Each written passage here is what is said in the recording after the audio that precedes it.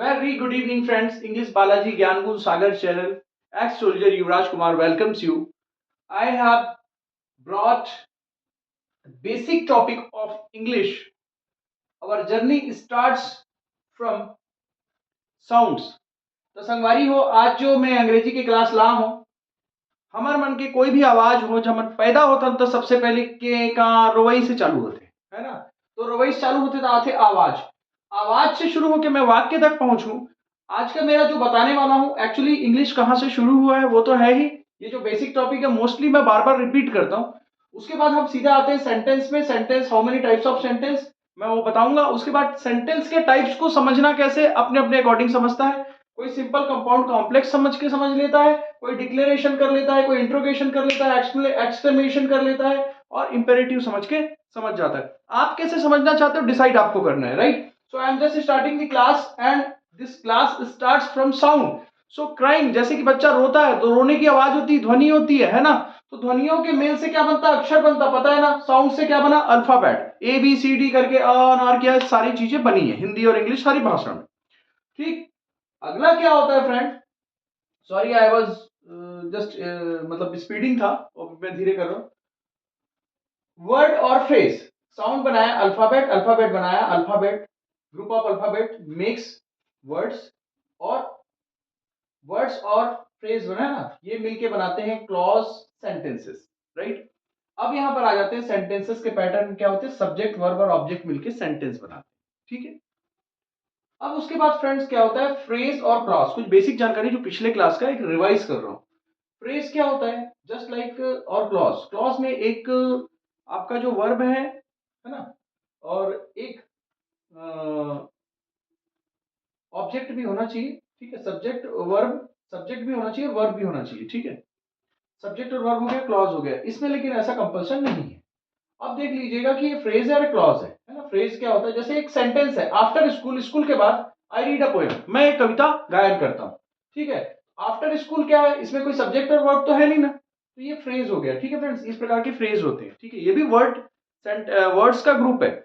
Sentence क्या होता है, a group of word which makes complete sense, meaningful sense, called word बोलते हैं ना। तो यहां पर जैसे कि आफ्टर स्कूल, आफ्टर स्कूल क्या है, स्कूल के बाद कुछ कंप्लीट नहीं हो पाया, लेकिन after school I read a poem, school के बाद मैं एक कविता गाता हूं, ठीक है। I read a poem, sorry कविता पढ़ता हूं, ठीक। अब आता है फ्रेंड क्लॉज। क्या होता है clause, how many types of clause, normal समझ लीजिए। क्यों, क्योंकि पीजीटी इंग्लिश हो, चाहे वो बैंकिंग हो, चाहे वो रेलवे की हो, जो गहराई से अगर आप थोड़ा स्टडी रहेगा ना, तो मतलब आपको दोबारा मेहनत करने की जरूरत नहीं पड़ेगी किसी एग्जामिनेशन के लिए। मैं ऐसा पढ़ाता हूं और देसी भाषा में पढ़ाता हूं, आपके छत्तीसगढ़िया हरो, ठीक है। टाइप्स ऑफ क्लास कहा है फ्रेंड। अब types of class, I first met him, मैं पहले मिला था, फर्स्टली मिला था, वेयर, जहां, आई टोल्ड हिम, जहां मैं उसको बताया था।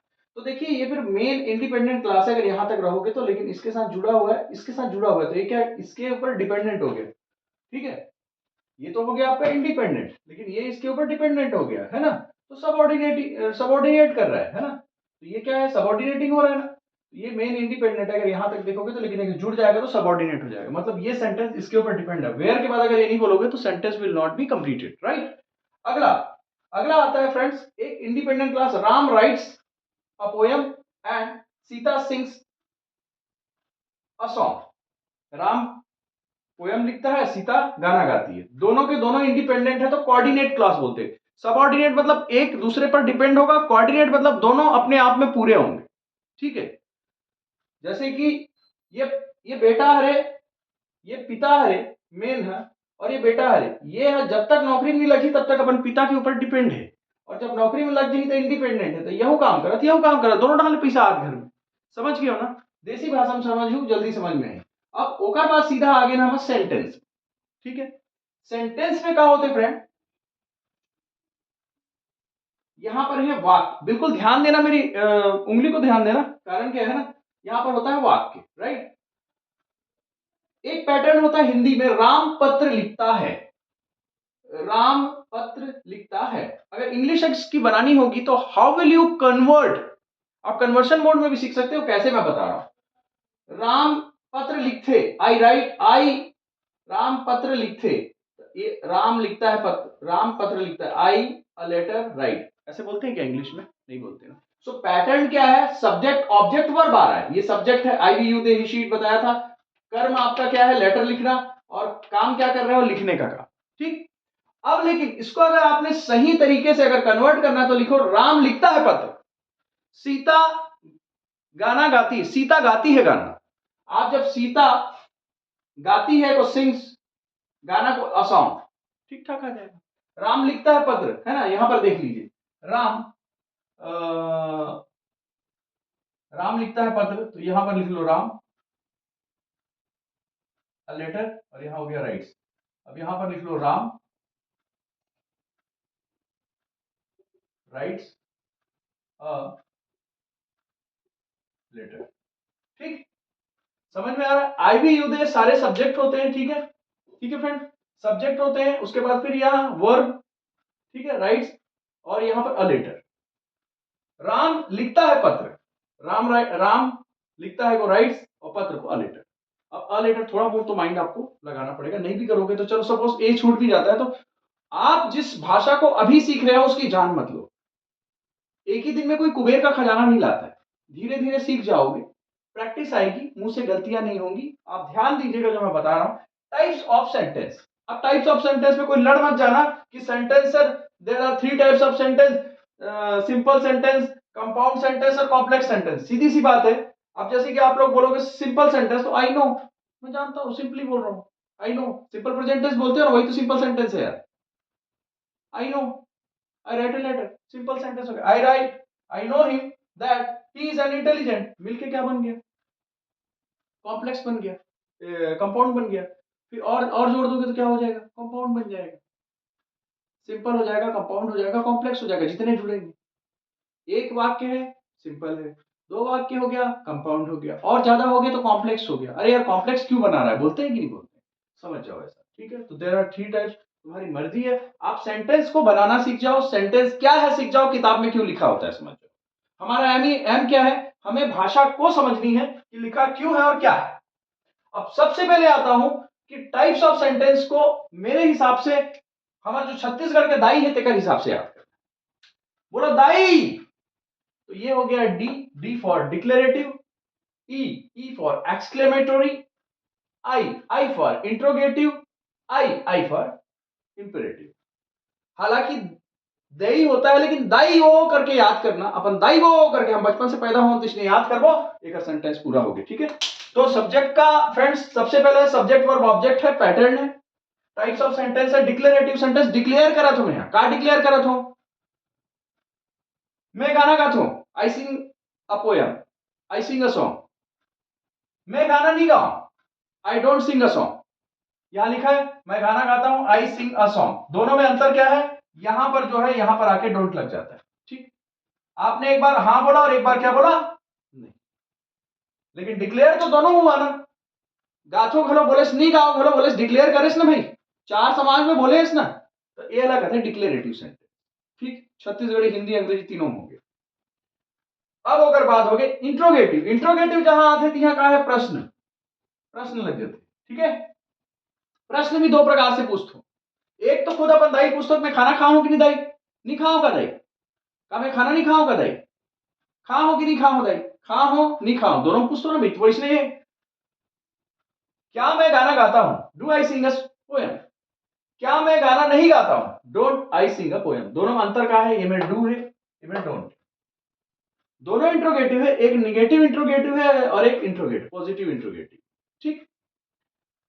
अब ये देख लो, मैं हमेशा के लिए बता देता हूं कि कोई छत्तीसगढ़ी में अंग्रेजी बोलना है तो कैसे बोलना है। मैं गाना गाता हूं, आई सिंग अ सॉन्ग, मैं गाना नहीं गाऊं, I don't sing a song. का मैं गाना गाता हूं, do I Singh a song, का मैं गाना नहीं गाऊं, don't I Singh a song. यहां तक तो ऑलरेडी मैं हमेशा बता देता हूं अंग्रेजी सीखी है करो। अब देखो ये मैं काम करो आते, अब ऐसे बताता, अगर डायरेक्ट शुरू से ही अगर इसने बताते हो, समझ पाते हो को अंग्रेजी ला, नहीं समझ पाते हो, ठीक है।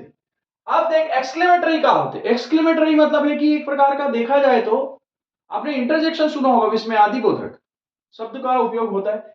एक्सक्लेमेशन का मतलब होता है कि अचानक चौंक जाना। अब गांव में पहली जमाना में साइकिल सरपंच घर रहा है ना, तो अचानक कार आ जाए, अरे वाह कार है रे, तो वो एक्सक्लेमेशन है, ठीक है। छत्तीसगढ़ी में हो गए अमेजिंग, आश्चर्य होना, what a wonderful idea, what a wonderful car. So इस प्रकार का एक्सक्लेमेशन मार्क अगर आ गया तो आप समझ लेना कि वो क्या है, एक्सक्लेमेटरी सेंटेंस, ठीक है फ्रेंड, इसकी पहचान ये, राइट। अगला हम आ जाते हैं इंपेरेटिव, आदेशात्मक या प्रार्थना करने के लिए कमांड और रिक्वेस्ट, ठीक है।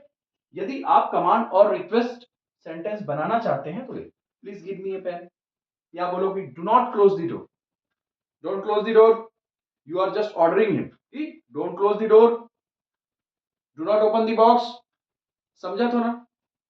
रिक्वेस्ट कर लेते हो, please give me a pen, please give me a copy, please help me. So जैसे ही एक होता है प्रार्थना और एक होता है आदेश, तो दुनिया में आप पूरी किताब में मैं बोलता हूं ना, जैसे कि करना नहीं करना, क्या करना क्या नहीं करना, ये तो बताए चले हो। ओकर बाद का हो गया अचानक चौंक जाना, ओकर बाद का हो ही कभी कभार तो सीधा बोलो साहब बन जाओ, do not close the door, और कभी कभार का है रिक्वेस्ट करे समय आ जाते है ना, स्थिति खराब होते तो हम रिक्वेस्ट करे पड़ जाते, प्लीज हेल्प मी करते, तो मदद मांगे में घरों कोई बड़े छोटे नहीं हो, है ना। अब यहां पर है कि how many types of sentences बोल देता, तो कोई बोलता है सिंपल सेंटेंस, दो जुड़ गया कंपाउंड सेंटेंस, और भी जुड़ गया तो कॉम्प्लेक्स कर दिया आपने। पहले क्या बोला, आई नो हिम, मैं उसे जानता हूं, सिंपली बोल रहे, ठीक। अब I know him that he is an intelligent, वो इंटेलिजेंट है, तो ये क्या हो गया, कंपाउंड हो गया। I know him that he is an intelligent and has told me many times, मेरे को कई बार बता चुका है, तो ये कॉम्प्लेक्स हो गया। तो there are 3 types of sentences, there are 4 types of sentences, आपकी मर्जी। आप सेंटेंस को कुल मिला के ये सीख लो कि जिंदगी में कभी तो एक्सेप्ट करना है, और कभी प्रश्न पूछना है कि मैंने एक्सेप्ट किया कि नहीं किया, कभी चौंक जाना है, और कभी ऑर्डर देना है, और जब दाऊ आदमी ना हो रहा तो रिक्वेस्ट कर लेना। काबर हनुमान जी कहे हुए जब जब जीवन में संकट आए तब तक छोटे बन जाओगे, ठीक है। ये आप है, सॉरी, जो ये मेरे बस्तर की स्पेशली बच्चों के लिए है, और जो इंडिया लेवल पे भी मेरा वीडियो जो देख रहे होंगे, शायद एक आप लोगों के लिए एक प्लस पॉइंट है कि एक छत्तीसगढ़ी का जो लैंग्वेज है, मीन्स आप हो रहे हैं, है ना, you are just becoming familiar with Chhattisgarhi dialect, right. तो ये एक अच्छी चीज है कि हमारे यहाँ जो कई लोगों को 22 भाषाएं 20 भाषाएं आती है, आप लोग को छत्तीसगढ़ी के बारे में ही पता चल जा रहा है। So thanks a lot friend, whatever I have just laid out, please you may take screenshot of it. और उसके बाद दूसरा चीज क्या है, 30 मिनट्स हिंदी में और इंग्लिश में बोलना है। छठवीं की किताब निकाल लू, देखू वो में सेंटेंस कैसे बने हुए हैं तेल देख लू, ठीक है। डिक्लेरेटिव मतलब है ये positive negative, positive negative, declare भी करो, प्रश्न भी पूछो तो पॉजिटिव निगेटिव में यहू आवे, एला घलो इसने कर सकते हो, और एला घलो इसने कर सकते, ठीक है। मेरे मुख्य ये है तो कैसे इसने बताओ, ठीक है ना। दुनिया में दोनों चीज होते हैं, पॉजिटिव पहलू भी होते हैं, निगेटिव भी होते हैं, है ना। Wish you all the best. Video ज्यादा लंबा हो जाएगा, आप कमेंट्स करके कर दीजिएगा, आपको कितना समझ में आया ये जरूर करिएगा। मैं मोस्टली देखता हूँ कि कमेंट्स नहीं मिलता है, मैं थोड़ा सा दुखी होता हूँ, और हनुमान जी का सेवक हूँ। ज्ञान गुण सागर को इस चैनल के माध्यम से आपको पहुंचाना, इसलिए बालाजी ज्ञान गुण सागर चैनल इसका नाम। Wish you all the best, जय हिंद।